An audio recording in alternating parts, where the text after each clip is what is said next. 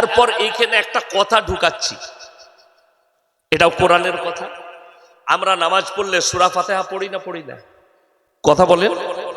আচ্ছা, সেইখানে পৃথিবীর যতগুলো দলের মুসলমান আছে, যারাই কোরআনের এই সূরা ফাতিহা নামাজে পড়ে, আমাদের ওয়াদা কি হয়? ইয়াকা নাবুদু ওয়া ইয়াকা নাস্তাইন, আল্লাহ তুমি ছাড়া কারুর উপাসনা করি না, তুমি ছাড়া কারুর কাছে ভালো মন্দ চাই না।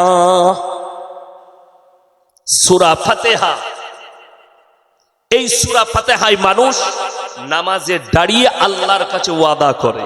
আপনি বলুন, এই ওয়াদা করার পরে কোন মুসলমান যদি আল্লাহ ছেড়ে গাছতলায় বিশ্বাস করে, কোন মুসলমান আল্লাহ ছেড়ে কবরে বিশ্বাস রাখে, আল্লাহ ছেড়ে কোন ঢিপিতে বিশ্বাস রাখে, আল্লাহ ছেড়ে কোন মাটির তৈরি ঘোড়ায় বিশ্বাস রাখে, সে আর মুসলমান থাকবে না অমুসলিম হবে? ইমানদার থেকে বঞ্চিত। দুটো জিনিস, এক হচ্ছে আল্লাহ ওয়াদা করালেন, মুমিন হওয়ার জন্য নাম্বার 1 শর্ত এক আল্লাহর প্রতি বিশ্বাস, এক আল্লাহর প্রতি বিশ্বাস, আল্লাহর প্রতি বিশ্বাস। সবাই আনবো, জোরে বলুন ইনশাআল্লাহ। দ্বিতীয় নম্বর, আপনি ওয়াদা করছেন নামাজের শুরুতে, নামাজে দাঁড়িয়ে সূরা ফাতিহা পড়ে ওয়াদা করছেন, আল্লাহ তুমি ছাড়া কারুর উপাসনা করি না, আল্লাহ তুমি ছাড়া কারুর কাছে ভালো মন্দ চাই না। এই যে ওয়াদা, আপনি কি ওয়াদার ওপরে একনিষ্ঠভাবে দাঁড়িয়ে আছেন? শুধু তাই নয়, মুমিন হতে গেলে দ্বিতীয় নম্বরটা শুনে নেন, মান আমানা বিল্লাহ ওয়াল ইয়াউমিল আখির, আর আমার পরকালের প্রতি, মরণের পরে আর একটা জীবন আল্লাহ রেখেছেন, এইটার ওপরে বিশ্বাস আনতে হবে। আমাদের দেশে শুনেলেন সনাতনী ভাইদের বিশ্বাস পুনর্জীবন, মরে যাওয়ার পরে আমরা আবার ফিরে আসি। আর মুসলমানের বিশ্বাস, ইমানদারদের বিশ্বাস হচ্ছে পুনরুত্থান। দুটো শব্দ একই রকম বলতে, দুটোর মধ্যে আসমান আর জমিনের ফারাক, আসমান আর জমিনের ফারাক।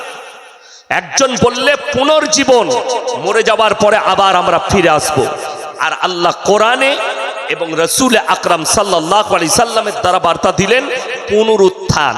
আপনি মরে যাওয়ার পরে আর ফিরে আসার রাস্তা নাই, আল্লাহ আবার কিয়ামতের দিনে মানুষকে পুনরায় জীবিত করে দাঁড় করাবেন। জোরে বলুন সুবহানাল্লাহ।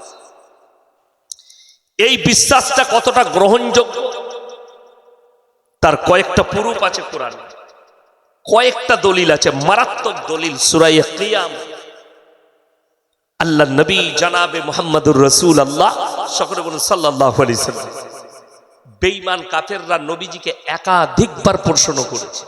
কি সম্পর্কে? কিয়ামত সম্পর্কে। কিয়ামত কবে হবে? যেমন আমাদের দেশের লোক দেখুন, একটা বিশ্বাসযোগ্য মানুষ যদি কোনো কথা বলে দেয়, মানুষ সেটার উপরে বিশ্বাসীতে দাঁড়িয়ে যায়। দাঁড়াই না? দাঁড়াই না? বিশ্বাসযোগ্য লোক, তাকে আপনি ভালোবাসেন, আপনি মহব্বত করেন। ইয়াসিনকে ভালোবাসেন, ইয়াসিন একটা ভুল কথা বলে দিল, বার্তাটা আপনার কাছে ঠিক মনে হলো। গত বছরে রমজানুল মুবারকের মাস, বাংলাদেশের একজন বক্তা রমজান মাসের 3টে রোজা না 4টা রোজা হবে, তিনি বয়ান করলেন কি, ভাইরা মায়েরা বোনেরা, 15ই রমজান শুক্রবার, 15ই রমজান জুম্মার দিন পড়েছে। আল্লাহর নবীর হাদিসে আছে মাসটা হবে রমজানের মাস, আর জুম্মার দিন 15ই রমজান পৃথিবীটা ধ্বংস হয়ে যাবে। ধ্বংস হয়েছে না আছে? কথা বলে না? আছে না ধ্বংস হয়েছে? আছে। এইখানে আপনাকে বুঝতে হবে, কোরআনকে ফলো করুন। এই মূর্খ বক্তার বলার আগে কোরআন স্টাডি করা, কোরআন হাদিসের দরকার ছিল। 5টা জিনিসকে আল্লাহ মারাত্মকভাবে গোপন করলেন। পৃথিবীর সমস্ত নবী, পয়গম্বর, রসুল, ওলি, আউলিয়া, গোস, কুতুব, আবদাল, মৌলবি, মোল্লা, পীর, ফকির, আমি, আপনি, সে, তিনি, সকলের কাছ থেকে 5টা জিনিসকে গোপন করলেন। কটা বললাম বাবা? 5টা। কোথায় আছে? সূরা লুকমান। কোন সূরা বললাম?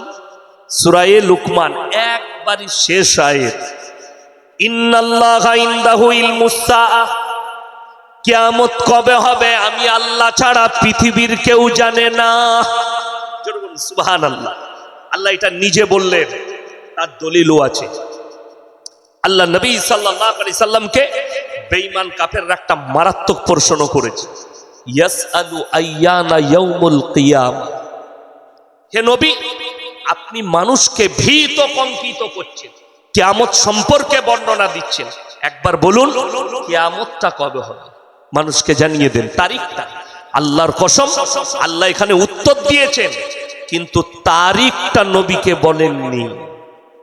উত্তর দিয়েছেন, কি উত্তর? বর্ণনা দিয়েছেন। আপনারা জানেন চাঁদের জায়গা বিক্রি হচ্ছে, কথা বলে না? চাঁদের জায়গা বিক্রি হচ্ছে, এ দামি দামি আর্টিস্ট, দামি দামি কোটিপতিরা কিনছে। কেন? তাদেরকে বৈজ্ঞানিকরা টোপ দিয়েছে, নাসার বৈজ্ঞানিকরা, চাঁদের জায়গা কিনো, পৃথিবীতে তৃতীয় বিশ্বযুদ্ধ হলে পরমাণু যুদ্ধ। ভ্লাদিমির পুতিন, রাশিয়ার প্রেসিডেন্ট, যে প্লেনটা চাপে কয়েক হাজার কোটি টাকা দাম, প্লেনটা এমন ভাবে তৈরি করা হয়েছে, ও যদি প্লেনের ওপরে থাকে, মিসাইল মারলে মিসাইল মিস্টেক করবে, প্লেনের এতটুকু ক্ষতি হবে না। গুলি মারলে, যদি গ্রাউন্ড জিরো থেকে গুলি করা হয় AK-47 দ্বারা, সে কাঁচটাকে ভেদ করার মতো ক্ষমতা এখনো পৃথিবীতে গুলি তৈরি হয়নি, বৈজ্ঞানিকরা করেনি। যদি পরমাণু হামলা হয় আর সে যদি তার প্লেনে থাকে, তার প্লেনের এতটুকু আঁচ আসবে না পরমাণু। তারা বললে পৃথিবীতে পরমাণু যুদ্ধ হবে, তৃতীয় বিশ্বযুদ্ধ মানে বিনাশ করা যুদ্ধ হবে। তাই তোমরা চাঁদে জায়গা কিনো, যখন বুঝতে পারবে যে পরমাণু যুদ্ধ হচ্ছে, তোমরা চাঁদে পালিয়ে যাবে। কিন্তু যে মাল কটা যাবে তাদের বিপদ বেশি। কথাটা বুঝতে পারেননি? আল্লাহ কোরআনে বলেছেন, হাদিসে আছে,